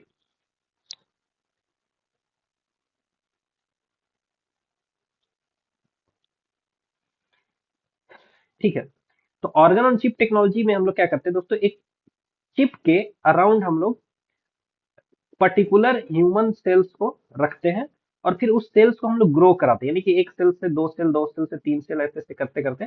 ठीक है, तो हालांकि यहाँ पर कोई ह्यूमन ऑर्गन नहीं है, बट इस चिप को वो एक्सपीरियंस देते हैं जो एक्सपीरियंस एक ह्यूमन ऑर्गन से सराउंडेड होने पर इसको मिलेगा। ठीक है, तो इसी को बोला जाता है ऑर्गन ऑन चिप टेक्नोलॉजी।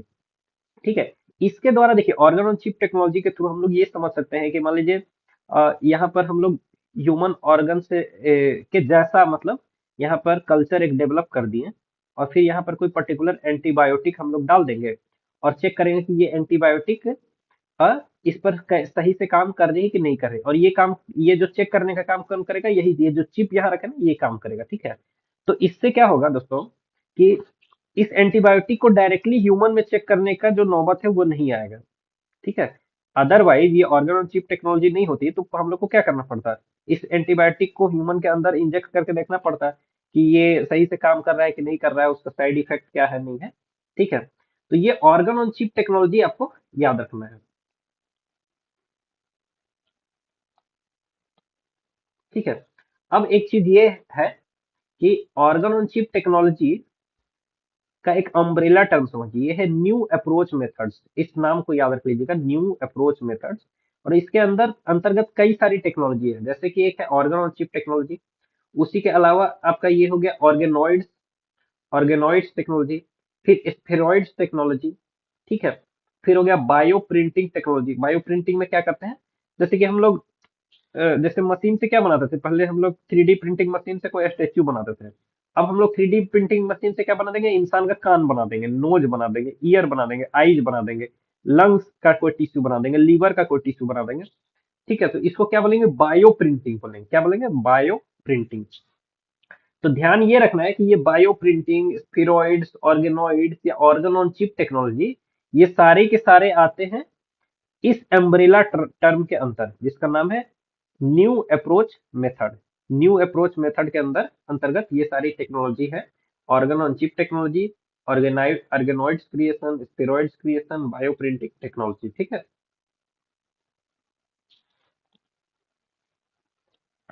अब देखिए ऑर्गन ऑन चिप टेक्नोलॉजी के बेनिफिट्स क्या क्या है। तो प्रिसीजन जो मेडिसिन है उसके लिए काम करेगा। ठीक है, और ह्यूमन ऑर्गन्स में हम लोग को डायरेक्टली टेस्ट नहीं करना पड़ेगा, ह्यूमन ऑर्गन जैसा एक सिमुलेटेड इन्वायरमेंट हम लोग क्रिएट कर सकते हैं। ठीक है, फिर कॉम्प्लेक्स ऑर्गन इंटरेक्शंस को ये समझेगा।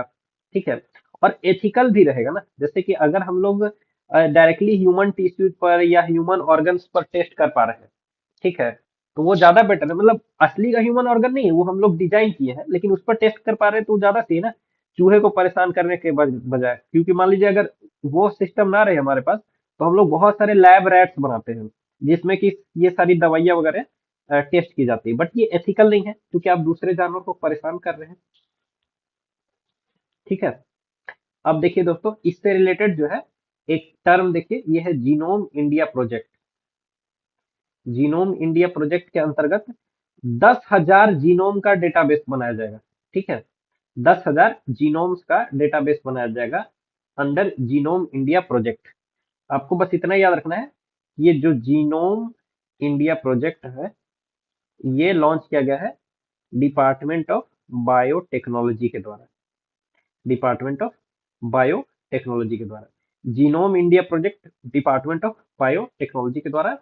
और एक दूसरा जो इनिशिएटिव है, इसका नाम है फिनोम इंडिया प्रोजेक्ट। फिनोम इंडिया प्रोजेक्ट ये लॉन्च किया गया है CSIR के द्वारा। ठीक है, आई होप आप भूलेंगे नहीं। Genome India project is launched by department of biotechnology and phenome India project is launched by CSIR। Okay,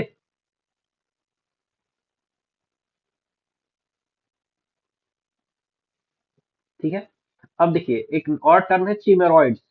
बस कुछ नहीं याद रखना है, बस ये एक 3D ब्रेन मॉडल है। What is चिमेरॉइड?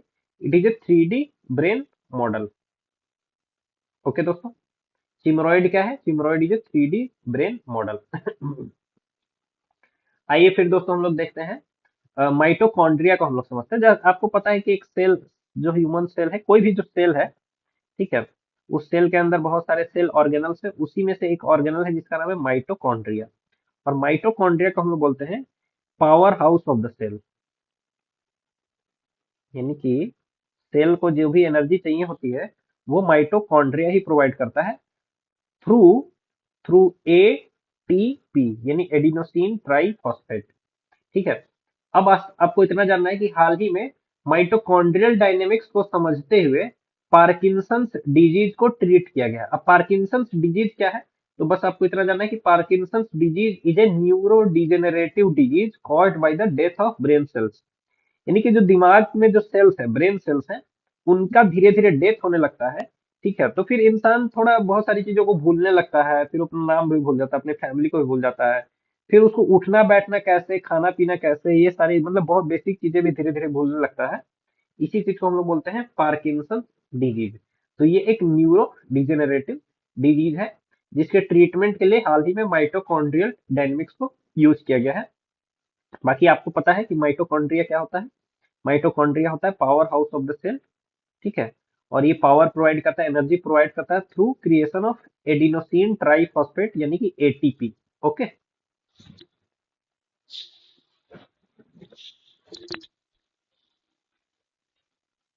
अब यहीं पे एक चीज और आपको समझना है दोस्तों, कि एक सेल है, सेल के अंदर न्यूक्लियस है, तो न्यूक्लियस के अंदर तो अपना जीनोम होता है, और उसके अलावा न्यूक्लियस के बाहर है माइटोकॉन्ड्रिया।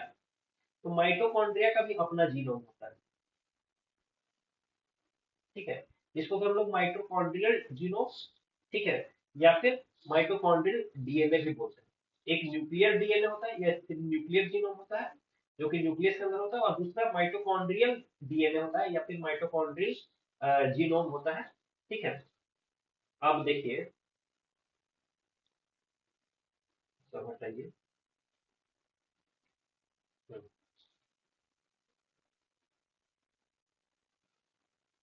अब आपकी मदर है मान लीजिए, तो उन्होंने क्या दिया? एग दिया। एग में क्या है? यहाँ पर न्यूक्लियस है, ठीक है, और इधर कहीं क्या है? माइटोकॉन्ड्रिया।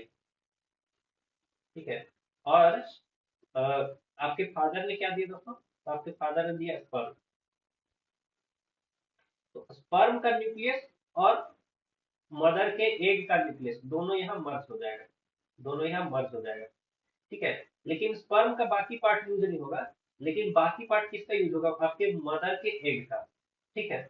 अगर कोई माइटोकॉन्ड्रियल डिजीज आपके मदर को है, आपके मदर को कोई माइटोकॉन्ड्रियल डिजीज है, तो आप तक जरूर आ जाएगी, आ जाएगी। लेकिन अगर आपके फादर को कोई माइटोकॉन्ड्रियल डिजीज है, ठीक है, माइटोकॉन्ड्रियल डिजीज आपके फादर को, तो वो आप तक नहीं आएगी, वो आप तक नहीं आएगी। इसी को ट्रीटमेंट करने के लिए एक टर्म आपने सुना होगा, three parent baby. Three parent baby क्या, कैसे बनता है? तो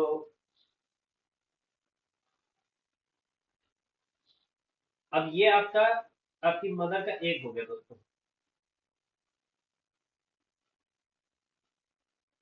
ठीक है, ये एग हो गया, और यहाँ पर आपकी मदर का माइटोकॉन्ड्रिया हो गया।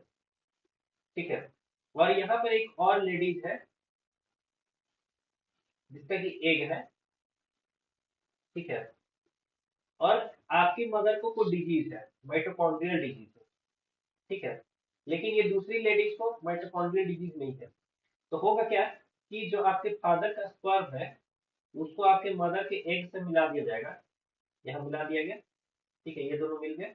अब इसको निकाल करके, यहाँ से ये पूरा जो है इसको निकाल करके, ये दूसरे लेडीज का ये जो एग का पोर्शन है, न्यूक्लियस का पोर्शन, वहां से हटाया जाएगा और इसको यहाँ ट्रांसप्लांट कर दिया जाएगा।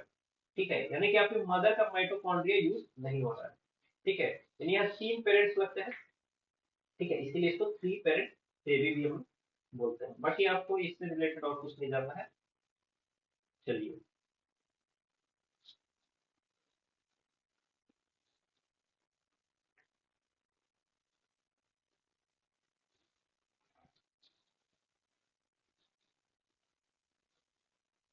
अब देखिए दोस्तों, एक टर्म है आपको समझना है, यूनिफाइड जीनोमिक जीनोमिक चिप। ठीक है, यूनिफाइड जीनोमिक चिप जो है दोस्तों, चिप नहीं, unified genomic chip.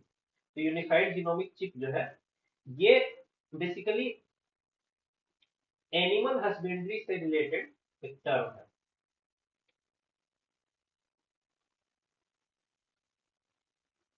Animal husbandry से रिलेटेड एक इनिशिएटिव है यूनिफाइड जीनोमिक चिप का। ठीक है, आपको बस इतना पता रहना चाहिए कि इसको डेवलप किया गया है, यानी कि ये यूनिफाइड जीनोमिक चिप को डेवलप किया गया है by department of animal husbandry and dairying के द्वारा।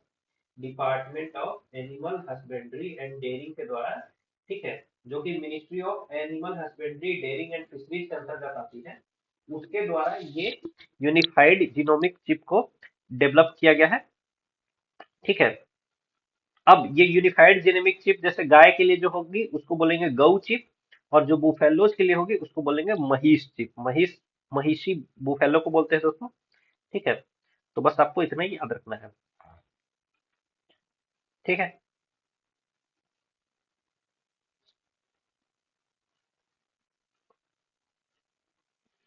अब एक यहाँ पर टर्म है दोस्तों, सिंगल न्यूक्लियोटाइड पॉलीमॉर्फिज्म। ठीक है, तो सिंगल न्यूक्लियोटाइड पॉलीमॉर्फिज्म क्या होता है? जैसे कि एक डीएनए का सीक्वेंस समझ लीजिए, यहाँ पर है ए, टी, जी, सी, ए, टी, ऐसे कुछ सीक्वेंस है। और एक और डीएनए का सीक्वेंस है, वहां पर है ए, टी, जी, सी, टी, टी। तो देखिए, इस डीएनए के सीक्वेंस और इस डीएनए के सीक्वेंस में सब कुछ सेम है, बस यहाँ ए का जगह पर, यहाँ पर क्या है, टी है। यहाँ पर ए का जगह यहाँ पर टी है। इसी चीज को हम लोग क्या बोलते हैं, सिंगल न्यूक्लियोटाइड पॉलीमॉर्फिज्म, यानी कि एक पर्टिकुलर न्यूक्लियोटाइड में ही क्या है, चेंजेस है। समझ गए बात को? ठीक है, यही है सिंगल न्यूक्लियोटाइड पॉलीमॉर्फिज्म। तो ये जो चिप बनाया गया है ना, ये क्या नाम है, यूनिफाइड जीनोमिक चिप। तो ये यूनिफाइड जीनोमिक चिप बनाया गया है सिंगल न्यूक्लियोटाइड पॉलीमॉर्फिज्म करके ही बनाया गया है। ठीक है, बस इतना आपको ध्यान में रखना है कि ये यूनिफाइड जीनोमिक चिप में ये सिंगल न्यूक्लियोटाइड पॉलीमॉर्फिज्म का यूज किया गया है। ठीक है, और बनाने वाला कौन है आपको इतना याद रखना है कि department of animal husbandry and dairying, ministry of animal husbandry dairying and fisheries के द्वारा इसको बनाया गया है। ठीक है, अब देखिए एक सेक्स सॉर्टेड सीमन टेक्नोलॉजी है, इसको भी समझ लीजिए। सेक्स सॉर्टेड सीमन टेक्नोलॉजी क्या होता है दोस्तों? जैसे कि मान लीजिए कि एक गाय है, तो गाय को प्रेग्नेंट किया जाता है सीमेंट डाल करके। ठीक है, तो अब ये सीमेंट डालकर जब गाय को प्रेग्नेंट किया जाएगा दोस्तों, तो गाय क्या दे सकती है? मतलब कि फीमेल भी दे सकती है, फीमेल को भी रिप्रोड्यूस कर सकती है और मेल को भी रिप्रोड्यूस कर सकती है। अब जैसे इंसानों में क्या होता है ना, इंसान में आदमी चाहता है कि बेटा ही हो। ठीक है, अब मैं वो नहीं बोल रहा हूँ, प्रोग्रेसिव माइंडसेट की बात नहीं बोल रहा हूँ, लेकिन जो कहने का अर्थ ये है कि जिस माइंडसेट से हमारा सोसाइटी और सरकार लड़ रही है, उस माइंडसेट की मैं बात बता रहा हूँ कि इंसान चाहता है कि होने को बेटा ही हो मेरा। ठीक है, लेकिन गायों के केस में वो क्या चाहता है कि बेटी ही हो। ठीक है, क्योंकि अब तो हल चलाने के लिए हमें बछड़ों की, ये बैल की जरूरत नहीं है। ठीक है, अब तो ट्रैक्टर से हल जोते जाते हैं। ठीक है, तो इस बछड़े का क्या करेंगे? और फिर ज्यादा से ज्यादा फिर क्या कर सकते हैं, उसको कसाई को बेच सकते हैं। लेकिन कसाई को लोग नहीं बेचना चाहते हैं, क्योंकि उनको थोड़ा पाप भी लगता है, और फिर ये भी है, एक तरीके से इलीगल भी है। दो चीजें हैं, तो इस, और उसको बिठा करके वो खिला भी नहीं सकते हैं, क्योंकि भाई ये ना दूध दे रहा है ना इसका कोई काम है।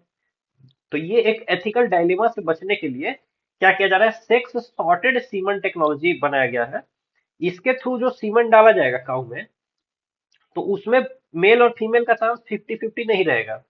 ठीक है, उसमें फीमेल होने का चांस ज्यादा रहेगा, मतलब कि जो बच्चा होगा वो एक बछड़ी होगी। ठीक है, 90% चांस रहेगा कि मतलब फीमेल बच्चा हो।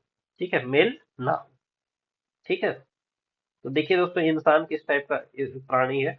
बोलता है कि मैं गो सेवा कर रहा हूँ, लेकिन वो गो सेवा नहीं, वो बस खुद की सेवा ही करता है इंसान। ठीक है, क्योंकि अगर वो दूध देने वाला नहीं है, बछड़ा है, तो फिर उसको पालना उसके लिए बहुत मुश्किल है। तो खैर, ये है सेक्स सॉर्टेड सीमन टेक्नोलॉजी। अब एक टर्म है जो आपको याद रखना है, ये टर्म है बायो ई 3 पॉलिसी। तो बायो ई 3 पॉलिसी में है biotechnology for economy, environment and employment. अब ध्यान ये रखिएगा कि अगर ऐसा क्वेश्चन बोल देता है कि बायो ई 3 पॉलिसी जो है वो बायोटेक्नोलॉजी का यूज करेगा इकोनॉमी में, इन्वायरमेंट में और एजुकेशन में, आपको तो बहुत अच्छा लगेगा, हाँ यहाँ ई 3 है, इकोनॉमी आ गया, इन्वायरमेंट आ गया और एजुकेशन आ गया, तो लेकिन वो गलत है। ठीक है, तो बायो ई 3 पॉलिसी में इसका फुल फॉर्म है biotechnology for economy, environment and employment. ठीक है, biotechnology for economy, environment and employment, ये पॉलिसी जो है वो लॉन्च किया गया है दोस्तों, और इसको इम्प्लीमेंट करेगी डिपार्टमेंट ऑफ बायोटेक्नोलॉजी। बाकी इसका फंड है $300 बिलियन बाय 2030। ठीक है, बाकी बायो इकोनॉमी का आप डेफिनेशन देख लीजिए, ये क्या है, production, use and conservation of biological resources including knowledge, science, technology, innovation to provide information products को, ये सबसे आपको कोई मतलब नहीं है। ठीक है, इसमें बायो आर्टिफिशियल इंटेलिजेंस ये सब का यूज किया जाएगा, बायो मैन्युफैक्चरिंग हब्स वगैरह बनाए जाएंगे। ठीक है, क्या क्या बायो मैन्युफैक्चरिंग के अंदर क्या क्या चीजें होंगी, तो bio based chemicals and enzymes बनाए जाएंगे, functional foods and smart proteins बनाए जाएंगे, प्रिसीजन बायोथेरेप्यूटिक्स होगा। ठीक है, क्लाइमेट रिजिलियंट एग्रीकल्चर होगा, carbon capture utilisation and storage होगा, futuristic marine and space research होगा। ठीक है, अब देखिए एक और स्कीम है, इसका स्कीम का नाम देखिए, biotechnology research innovation and entrepreneurship development scheme, जिसका शॉर्ट फॉर्म है बायो राइड। तो बायो राइड स्कीम को इंप्लीमेंट करेगा department of biotechnology, ministry of science and technology. Okay, bio ride, biotechnology research innovation and entrepreneurship development scheme, bio ride. अब इसको implement करेगा DBT, department of biotechnology, ministry of science and technology. Okay, इसके total 3 component हैं, ये आपको याद रखने हैं। 3 कंपोनेंट कौन कौन से हैं, तो 3 कंपोनेंट्स हैं बायोटेक्नोलॉजी रिसर्च एंड डेवलपमेंट। ठीक है, फिर है इंडस्ट्रियल एंड एंटरप्रेन्योरशिप डेवलपमेंट, और तीसरा है bio manufacturing and bio foundry. ठीक है, 3 कंपोनेंट्स आपको याद रखना है बायो राइड स्कीम का। 3 कंपोनेंट्स हैं, biotechnology research and development component, फिर इंडस्ट्रियल एंड एंटरप्रेन्योरशिप डेवलपमेंट वाला कंपोनेंट, फिर bio manufacturing and bio foundry वाला कंपोनेंट। ओके,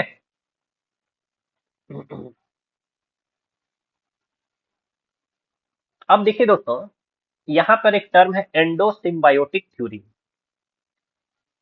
एंडोसिम्बायोटिक थ्योरी क्या होती है, वो समझने से पहले आपको समझना चाहिए यूकारियोट और प्रोकारियोट के बीच का अंतर, जो कि मैं आपको पहले ही बता चुका हूँ। प्रोकारियोट वो होते हैं प्रोकारियोट वो होते हैं जिनका जो न्यूक्लियर जो न्यूक्लियर मेम्ब्रेन है, ये क्लियर न्यूक्लियर मेम्ब्रेन नहीं होता है। जो इसका न्यूक्लियस है, ये अच्छे से न्यूक्लियर मेम्ब्रेन से ढका हुआ नहीं रहता, मतलब यहाँ न्यूक्लियर मेम्ब्रेन नहीं रहता है। ठीक है, लेकिन जो यूकारियोट्स है दोस्तों, उसका जो सेल्स है, उस सेल के अंदर का जो न्यूक्लियस है वो प्रॉपर एक न्यूक्लियर मेम्ब्रेन से कवर्ड होता है।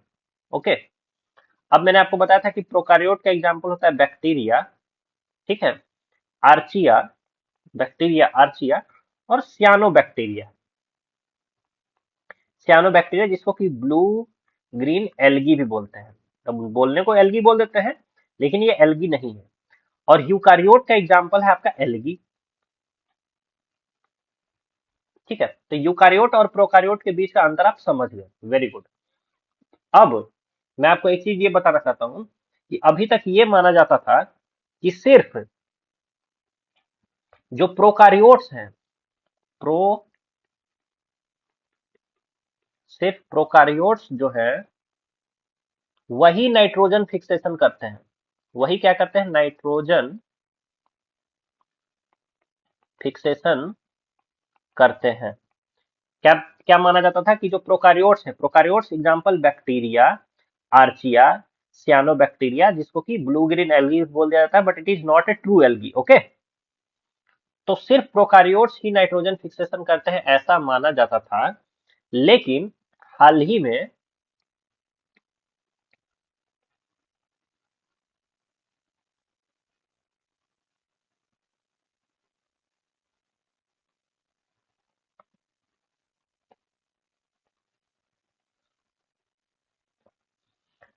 में दोस्तों एक मेरीन एल्गी मिली है।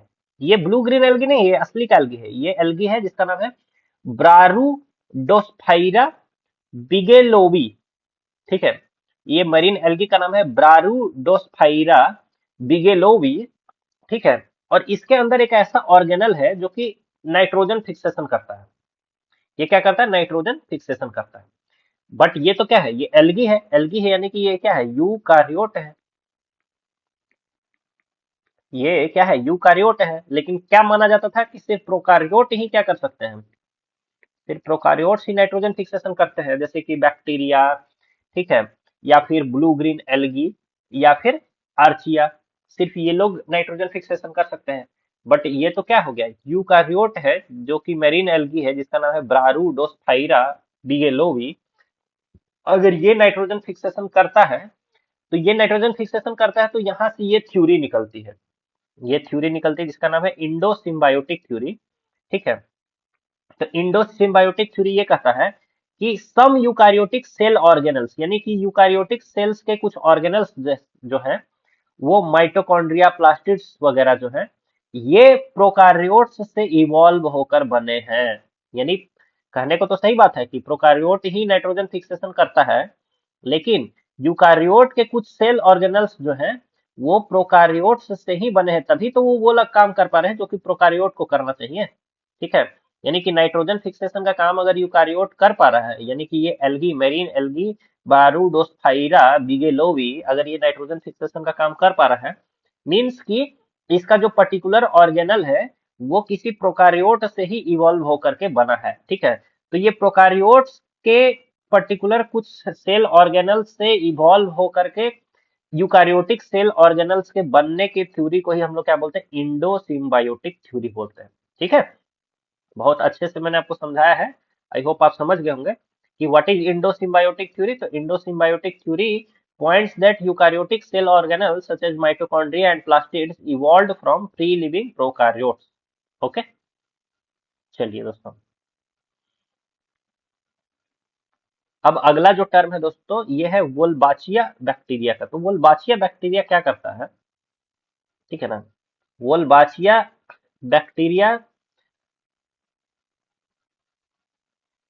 किसी पर्टिकुलर इंसेक्ट्स में इसको जब ट्रांसफर कर दिया जाता है, तो उस इंसेक्ट्स में जो मेल का पॉपुलेशन है उसको कम करने लगता है। मेल पॉपुलेशन को ये लिमिट करना शुरू कर देता है, मेल पॉपुलेशन को लिमिट करना शुरू कर देता है। यही है वोल्बाचिया का काम। बस आपको इतना ही ध्यान रखना है कि वोल्बाचिया किसी पर्टिकुलर इंसेक्ट्स में डाल दिया जाता है, तो वो इंसेक्ट फिर मेल पॉपुलेशन को कम करना शुरू कर देता है। यानी कि जब उनका रिप्रोडक्शन होगा, तो मेल नहीं होगा, सिर्फ फीमेल ही फीमेल होगी। ठीक है, अब फीमेल होगी लेकिन मेल नहीं है। ठीक है, ये फीमेल है, ये मेल नहीं है। तो फीमेल है लेकिन मेल नहीं है, तो इनके बीच में क्या नहीं होगा? बस वही नहीं होगा जो आप करना चाहते हैं। ठीक है, यानी रिप्रोडक्शन नहीं होगा। तो रिप्रोडक्शन नहीं होगा तो फिर आगे जा करके ये मेल फीमेल सबे खत्म हो जाएंगे। कहने का अर्थ ये है कि मेल पॉपुलेशन को जब हम लोग कम कर रहे हैं, तो आगे जा करके टोटल पॉपुलेशन ही कम हो जाएगा। ठीक है ना, और ये सारी चीजें यूज किसमें की जाती है? जैसे कि ये क्या कहते हैं, पर्टिकुलर मॉस्क्यूटो में,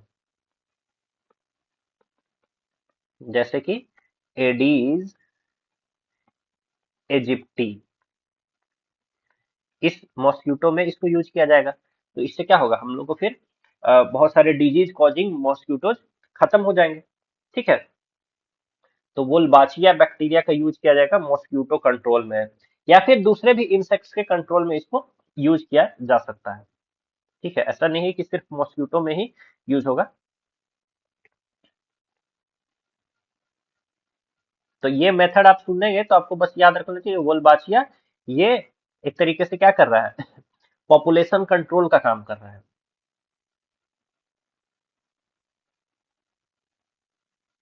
ठीक है। अब देखिए पॉपुलेशन कंट्रोल का काम के और भी टेक्निक्स हैं, जैसे कि सेल्फ लिमिटिंग जीन्स। जैसे मान लीजिए कि सेल्फ लिमिटिंग जीन्स है, फिर जीन ड्राइव टेक्नोलॉजी है। तो ये सब आपको याद रखना है कि self limiting genes, gene drive technology, Wolbachia, ये सब किससे रिलेटेड है? ये सब पॉपुलेशन कंट्रोल मेजर से रिलेटेड है। ठीक है। अब एक टर्म है दोस्तों, हे फ्लिक लिमिट।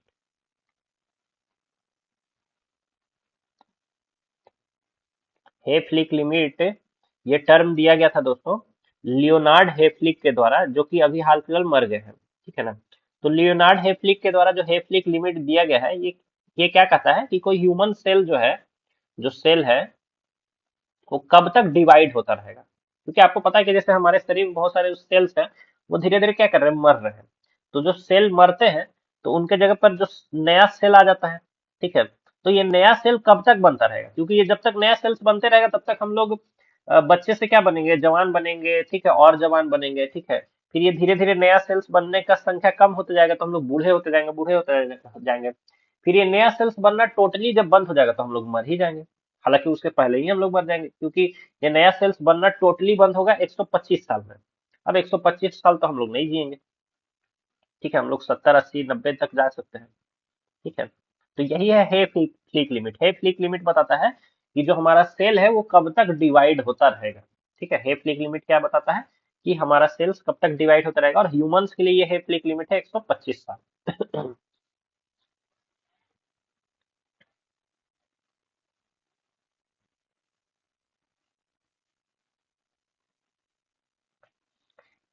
ठीक है। तो चलिए दोस्तों, जो नेक्स्ट पोर्शन है उसको हम लोग आगे की वीडियो में देखेंगे, क्योंकि आज का वीडियो 1 आवर से आई थिंक थोड़ा प्लस हो चुका है। और एवरी डे हम लोग 1 आवर का ही हम लोग का टारगेट रहेगा, 60 से 70 मिनट्स का। लोड नहीं लेना है, धीरे धीरे करके ही चलेंगे। ठीक है, लेकिन 25 to 30 डेज में सारा पोर्शन हमारा कंप्लीट हो जाएगा। ठीक है। चैनल पर बने रहने के लिए आप सभी का बहुत बहुत धन्यवाद।